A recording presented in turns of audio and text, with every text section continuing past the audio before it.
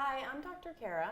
And I'm Dr. Hillary. We're the founders of Cultivate Fertility. We're talking about things that our patients commonly ask us in clinic, things that we are talking about all the time. Let's talk about alcohol. People always say, oh, I can't have my glass of wine at night if I'm trying to get pregnant. They're really concerned about this. They want to know how much is too much. They want to know all of that. And so at one of the conferences we went to, I would say 2 or 3 years ago, this topic was discussed. It's really clear to everyone that there's no safe amount in pregnancy, so that's an obvious answer. Great, we can say that. But pre-pregnancy, this speaker was going through all the data and how harmful alcohol is to the quality of your eggs. So your ovaries have your eggs since birth. You've had all those eggs. They're sitting there exposed to all kinds of oxidative stress in your body, and you want to protect them. And I guess alcohol is terrible for them. And so the speaker was actually promoting that women never drink any alcohol ever.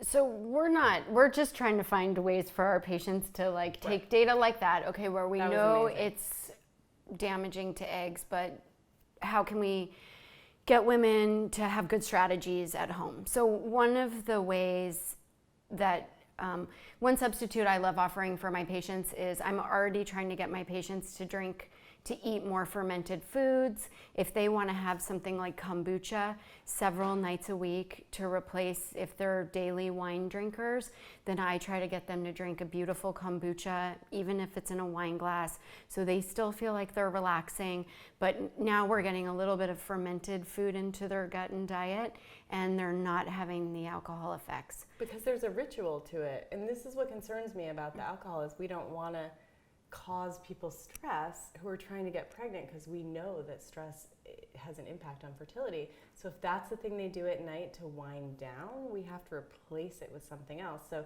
the kombucha is such a great idea in a wine glass, and it's bubbly. It's almost like champagne. Maybe you should switch it to a champagne glass. Music. I always tell my patients that if you're trying to relax, if you feel like maybe it's ovulation time, you're trying to relax, you're trying to get it on, and we don't want alcohol to be part of it, like having music on in your home, lighting candles, creating an environment that feels really relaxing and fun without using alcohol, that's a really nice thing that we just try to get our patients to do more evenings than not.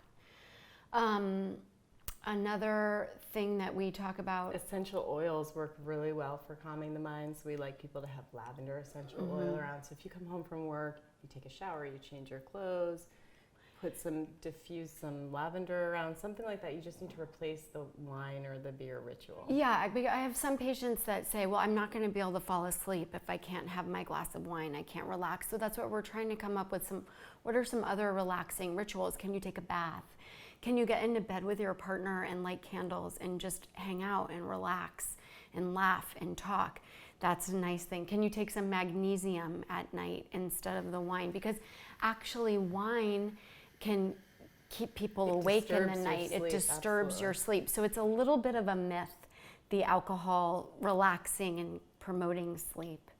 What's another thing? Oh, I have something that I work with my patients with, trying to get them to moderate their drinking when they're at an event or a social event, and it's pretty fun. It's like bringing bracelets. I don't have bracelets right now, but some women, if you can bring bracelets.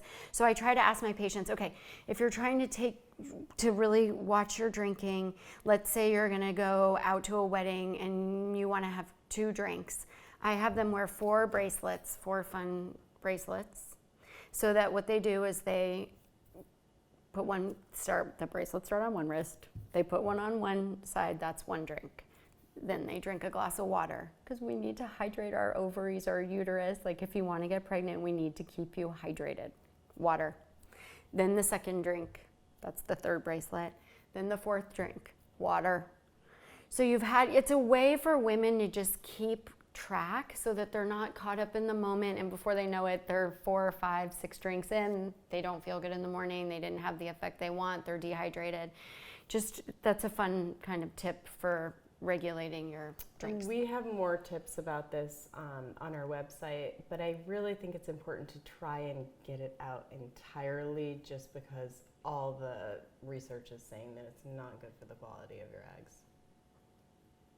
That's what I am. None.